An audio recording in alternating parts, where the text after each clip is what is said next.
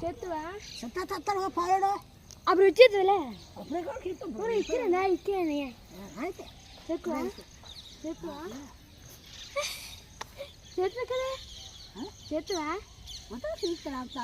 ఫోటోలు వీడియోలు ఇవన్నీ తీస్తుంది మేము అందరూ అలాగే అంతలే ఇక్కడాను కదా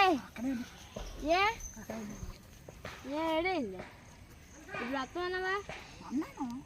అయ్యా వద్దు రాయ్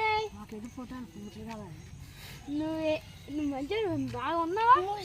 ముసలమ్మ చేసేది ముసలం చేసుకుంటుంది అన్ని అన్నారు అని అంటున్నది ఏ ఎందుకో